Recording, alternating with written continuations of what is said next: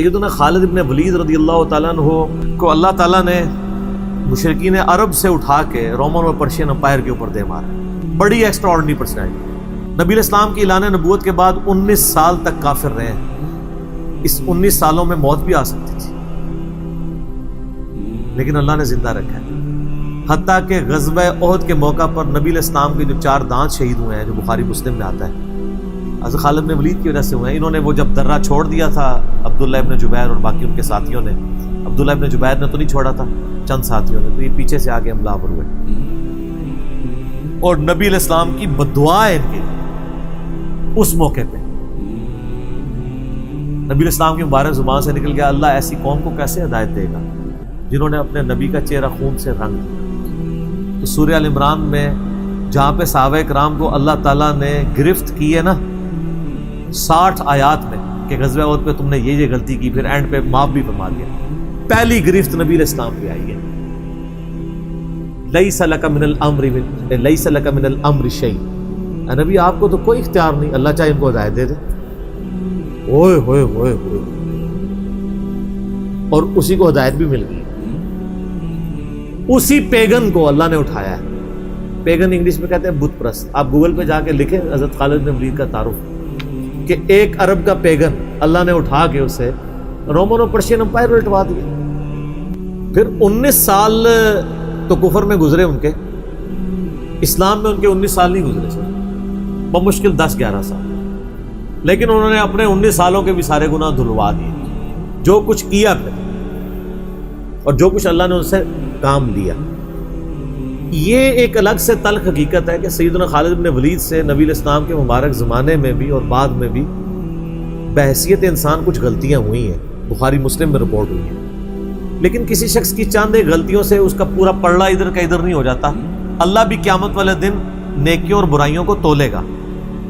نیکیاں زیادہ ہوں گی تو پھر اس کو یہ نہیں کہا جائے گا کہ یہ تو نے اتنی بڑی برائی کیوں کی تھی, پھر وہ پاس ہو چکا ہے. چاہے کسی ایک سوال میں اس کے 0 نمبر بھی آئے ہوئے ہیں, پاس ہو چکا تو اس کا تانا بھی نہیں دیا جائے گا, نیور. تو 2-4 واقعات کو لے کے اس طریقے سے کسی بندے پہ چڑھائی کرنا یہ بالکل زیادتی والی بات ہے. سیدنا خالد بن ولید سیف اللہ ہے, اس میں کوئی شک نہیں ہے. صحیح بخاری میں جو یہ حدیث کہتے ہیں نا, یہ حدیث بڑی مشہور ہے. غزوہ موتا کے موقع پر آپ کو پتہ ہے نبی علیہ السلام نے رومن امپائر کی طرف اپنا ایک ایلچی روانہ کیا تھا خط بھیج کے. اس ایلچی کو قتل کر دیا گیا تھا اور اس وقت ایلچی کا قتل اعلان جنگ ہوتا تھا.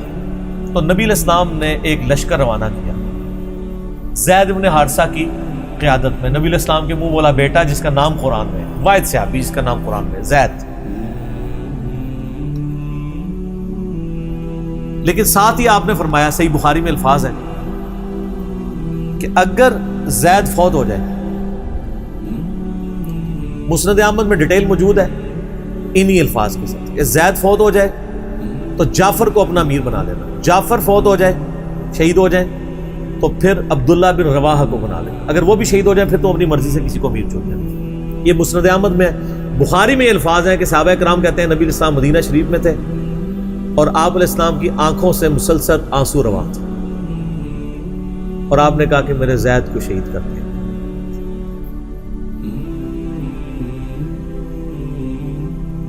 اب مسلمانوں کا پرچم جعفر نے تھام لیا. جعفر بھی حضور کے لاڈلے سے, آپ کو پتہ ہے, جعفر طیار حضرت علی کے بھائی, جن کے بارے میں بخاری میں آتا ہے کہ ان کے 2 بازو کٹ گئے تھے تو آپ علیہ السلام فرمایا میں نے اسے جنت میں اڑتے ہوئے دیکھا, اللہ نے اس کو 2 پر دے دیے.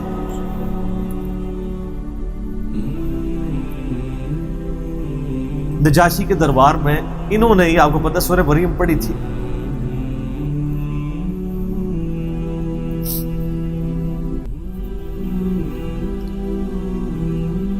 پھر آپ نے فرمایا کہ جعفر کو شہید کر دیا گیا. اب عبداللہ ابن رواحہ نے پرچم تھام, پھر آپ نے فرمایا اسے بھی شہید کر دیا گیا. پھر آپ نے فرمایا اب اللہ کی تلواروں میں سے ایک تلوار کو مسلمانوں نے اپنا امیر چن لیا اور میں اللہ سے امید کرتا ہوں اللہ تعالیٰ اس کے ہاتھ پہ فتح دے, اور فتح ہو بھی گئی.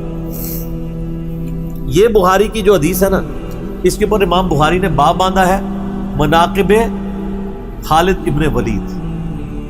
حالانکہ اس میں خالد ابن ولید کا نام نہیں تھا, لیکن اس حدیث کے اوپر باب کیا باندھا؟ خالد بن ولید، کیونکہ وہ سیف اللہ وہ تھے. سیوف من سیوف اللہ، اللہ کی تلواروں میں سے ایک تلوار کے ہاتھ میں جھنڈا آ گیا، اللہ تعالیٰ فتح دے دے گا، فتح ہو گئی. اس کے 3-4 طریقے بخاری میں، باقی طریق کے اندر نہ خالد بن ولید کا نام بھی موجود ہے کہ خالد بن ولید کے ہاتھ میں اب پرچم آ گیا، اللہ نے فتح دے دی. اچھا، اور وہ فتح یہ ہوئی کہ بہت بڑا لشکر سامنے سے آ گیا تھا، حضرت خالد بن ولید اپنے لشکر کو بچا کے واپس لے آئے. ایک غزوہ موتا تھا، اور صحیح بخاری میں آتا ہے کہ 9 تلواریں حضرت خالد کے ہاتھ میں ٹوٹی تھیں اس دن، 9 تلواریں اس جنگ کے اندر. واپس آ گئے. پھر بعد میں خیر وہ ایک رومن امپائر والا پھر یرموک پہ جا کے کنکلوژن ہوئی نا. یہاں پہ بخاری میں الفاظ ایک طریق میں خالد بن ولید ہیں، دوسری میں سیف اللہ، اور امام بخاری نے باب بھی باندھ دیا تو سیف اللہ ثابت ہو گیا. اسی حدیث کا جو طریق مسند احمد میں ہے اس میں الفاظ ہیں اللہ کی تلواروں میں سے ایک تلوار خالد ابن ولید. جامعہ ترمذی میں ایک حدیث صحیح سند کے ساتھ ہے کہ نبی الاسلام کے سامنے سے حضرت خالد ابن ولید گزرے تو آپ نے فرمایا کہ خالد بن ولید کتنا نیک بندہ ہے اللہ کا، اللہ کی تلواروں میں سے ایک تلوار ہے. آپ دیکھیں جس شخص کے لیے نبی الاسلام کی مبارک زبان سے بددعا نکلی، اسی مبارک زبان سے ان کو اللہ کی تلوار کا قرار دیں گے. ذالک فضل اللہ یؤتی من یشاء، یہ اللہ کی بے نیازی ہے. آپ تو کسی ایسے شخص کو معاف بھی نہ کرتے جس کی وجہ سے نبی کے 4 دانت شہید ہوئے. اللہ دیکھیں کیسے کیسے مجرمین کو معاف کر کے کس ایپیکس پہ فائز کر دیتا ہے، بندے نہیں معاف کرتے. اس طریقے سے صحیح بخاری میں حدیث ہے، حضرت عبداللہ ابن عباس کہتے ہیں کہ مجھ سے سیف اللہ خالد ابن ولید نے خود یہ حدیث بیان کی. تو بخاری میں خود سیف اللہ لقب عبداللہ ابن عباس نے، کہ ایک دن حضرت خالد ابن ولید نبی علیہ السلام کی بیوی سیدہ میمونہ جو کہ میری خالہ بھی ہیں حضرت عبداللہ ابن عباس، ان کے ہاں نبی علیہ السلام کے پاس بیٹھے ہوئے تھے تو انہوں نے بھنی ہوئی دب لا کے رکھی. عربی میں دب کہتے ہیں، دال با دب، اردو میں ہم اسے وہ گو، ویسے گو کا لفظ اپروپریٹ نہیں ہے، سانڈا لفظ ہے اصل میں، چھپکلی سے تھوڑی سی بڑی ہوتی ہے، حلال ہے کیونکہ یہ سبزی خور ہے. ہاں یہ سبزی خور ہے، عربی بڑے شوق سے کھاتے ہیں ان کو، دب کہتے ہیں. آپ یوٹیوب پہ بھی دب لکھیں نا تو پوری عربیوں کی ویڈیوز کھل جائیں گی. دب لا کے رکھی گئی بنی ہوئی. تو حضرت خالد بن ولید کہتے ہیں میں بڑے شوق سے کھانا شروع کیا اور حضور مجھے بڑے دیکھ رہے تھے ایسے، وہ یعنی اتنے ذوق و شوق سے کھا رہے تھے. تو میں نے کہا یا رسول اللہ آپ بھی؟ تو آپ فرمایا کہ میرے علاقے کی غذا نہیں ہے، میں نہیں کھاتا، یعنی حرام. ان کا یا رسول اللہ کیا حرام ہے؟ آپ فرمایا حرام نہیں ہے، مجھے پسند نہیں. اس سے یہ بھی بات پتہ چلی کہ اگر کسی کو کوئی رزق پسند نہ ہو تو اس میں کوئی گناہ اور عیب والی بات نہیں ہے. یہاں تو کہتے ہیں جس کو کدو پسند نہیں ہے اس کی گردن اتار دو. کہنا نہ قاضی ابو یوسف کی طرف ایک جھوٹا واقعہ مشہور کیا ہوا ہے. وہ اللہ نے یعنی اتنی چیزیں اس لیے بنائی ہیں نا، کسی کو ایک چیز پسند ہوگی کسی کو دوسری، تو اس میں بھی سیف اللہ کے الفاظ ہیں. اس کے علاوہ صحیح مسلم میں ایک حدیث ہے، آپ کو پتا ہے ذوالخویسرہ التمیمی نجدی خبیث جس نے کہا تھا اے محمد اللہ سے ڈر اور انصاف کر. بخاری مسلم دونوں میں آتا ہے. تو آپ فرمایا اگر میں انصاف کرنے والا نہیں تو کون ہے؟ تو وہاں پہ الفاظ ہیں مسلم شریف میں، یہ بخاری میں بھی حدیث ہے، مسلم کے الفاظ ہیں کہ حضرت عمر فاروق رضی اللہ عنہ کا یا رسول اللہ اجازت دیں میں اس منافق کی گردن اڑا دوں. اور وہاں پہ الفاظ ہیں پھر سیف اللہ خالد کھڑے ہوئے، وہاں بھی لفظ ہے سیف اللہ. انہوں نے کہا یا رسول اللہ اجازت دیں. آپ فرمایا چھوڑ دو، لوگ کہیں گے یہ اپنے ساتھیوں کو مرواتا ہے، کوئی کلمہ گو تو تھا نا وہ، اس کی نسل سے بھی لوگ پیدا ہوں گے، ان کے خلاف قتال کرنے والے مخلوق کے بہترین لوگ ہوں گے. اور ابو سعید خدری کہتے ہیں کہ وہ حضرت علی کے زمانے میں جب یہ ظاہر ہوئے تو حضرت علی کے ساتھ مل کے ہم نے ان خوارج کے خلاف قتال کیا تھا. تو یہ مسلم میں بھی سیف اللہ کے الفاظ موجود ہیں. باقی حضرت خالد بن ولید رضی اللہ تعالیٰ کی پرسنالٹی یعنی بڑی ایکسٹراڈنری ہے. آپ دیکھیں کہ آلموسٹ ان کی جو عمر مبارک ہے وہ بلو 45 تھی جب وہ فوت ہوئی حضرت عمر کے دور کے اندر. حضرت ابوبکر صدیق کے دور کے اندر وہ آرمی چیف تھے. وہ سر عمر سیریز پھر دیکھیں تو آپ کو پتہ چلے انہوں نے ایک ایک چیز فلمائی ہے. مسلمہ کذاب کے خلاف قتال میں کون لیڈ کر رہا تھا؟ خالد بن ولید. جتنے عرب کے قبائل مرتد ہوئے ہیں ان کے خلاف حضرت خالد بن ولید کو بھیجا. اور اس کے بعد پرشین امپائر کا جب جہاد شروع ہوا ہے تو شروع کی ساری مہمات میں حضرت خالد بن ولید تھے. تو کرتے کرتے اس دوران کچھ واقعات رپورٹ ہوتے تھے ایسے. حضرت ابوبکر صدیق سے حضرت عمر مخالفت کرتے تھے. وہ کہتے تھے یہ اپنی طرف سے کچھ ڈیسیژن کر لیتا ہے, اس کو چاہیے کہ امیر کی اطاعت کرے.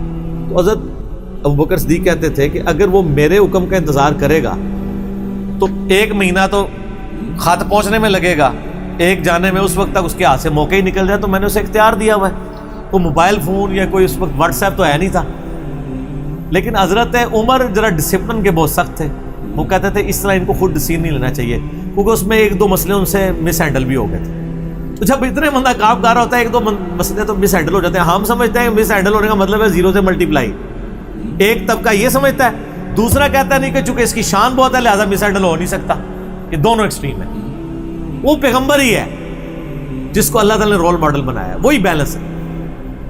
تو پھر جنگ یرموک کا موقع جب آیا, رومن امپائر کے خلاف فیصلہ کن جنگ تھی جو, تو عین میدان جنگ میں حضرت بکر صدیق فوت ہو گئے.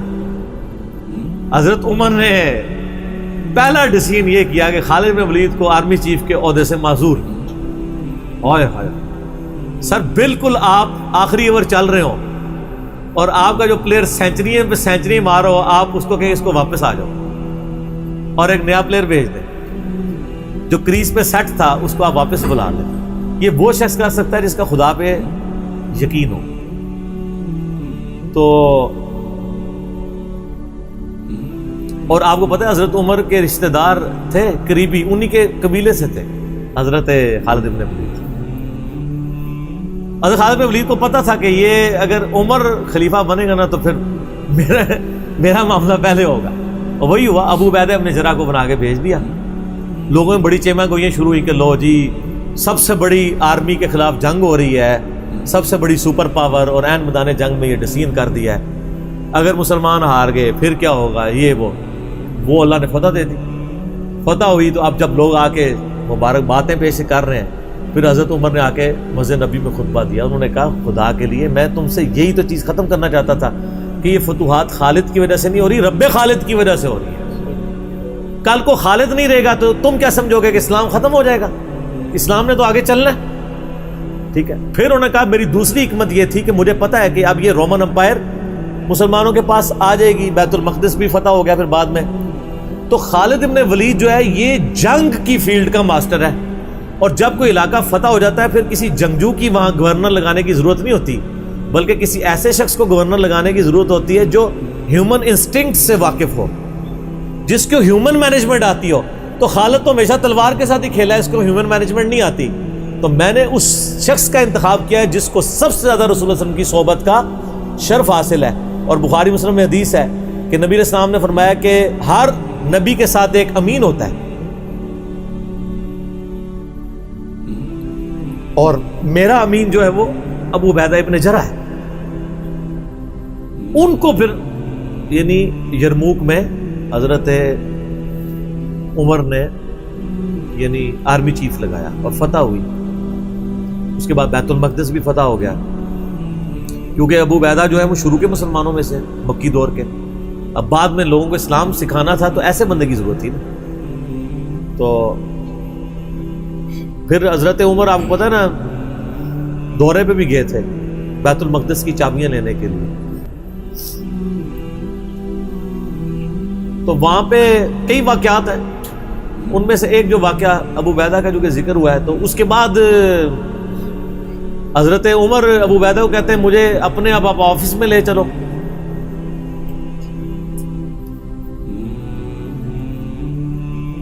دنیا کی سب سے بڑی سپر پاور فتح کی ہو جس بندے نے, آپ سمجھیں کہ ایک بندے نے امریکہ فتح کیا ہے, کسی جرنل نے, واشنگٹن ڈی سی میں اس کا آفس تو ہونا چاہیے.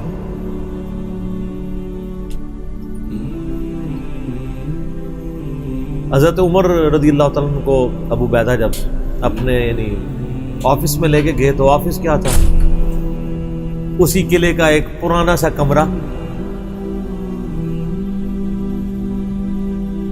جس کے ایک کونے کے اوپر مسلح بچھا ہوا ہے, ایک وضو کی جگہ ہے لوٹا پڑا ہوا ہے. یہ کل کائنات ہے. اس آفس کی جو سب سے بڑی سپر پاور کو جس بندے نے گرایا ابو عبیدہ ابن جراح. حضرت عمر رضی اللہ تعالیٰ عنہ کی آنکھوں میں آنسو آ گئے. انہوں نے فرمایا کہ دنیا نے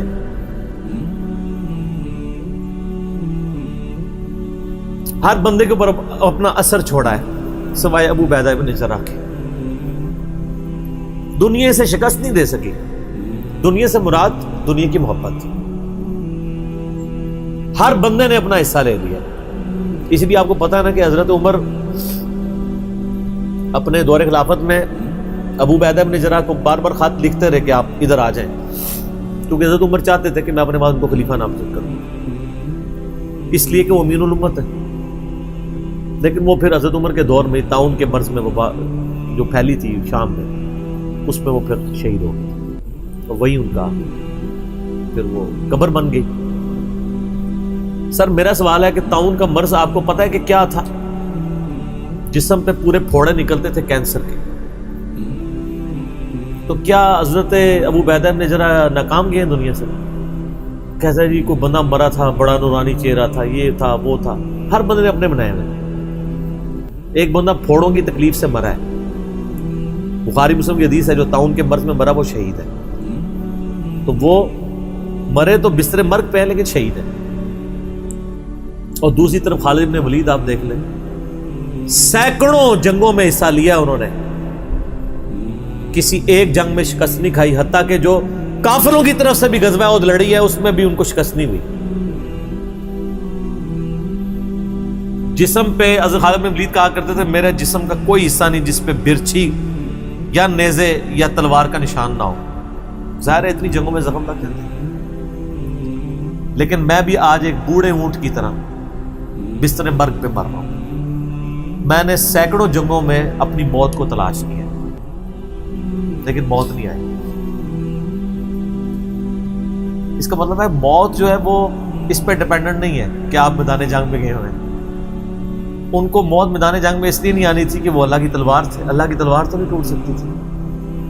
تو ان کا آج میں بھی بوڑھے اونٹ کی طرح بستر مرگ پہ مر رہا ہوں. صرف میں تمہیں یہ بتانا چاہ رہا ہوں کہ موت کا میدان جنگ سے کوئی تعلق نہیں. ویسے تو مسلم شریف میں حدیث ہے جو شخص شہادت کی تمنا کے ساتھ اپنے بسترے پہ بھی مرا اللہ تعالیٰ اسے شہید ہونے کا ثواب دے دے گا. ہمیں نیت کرنی چاہیے.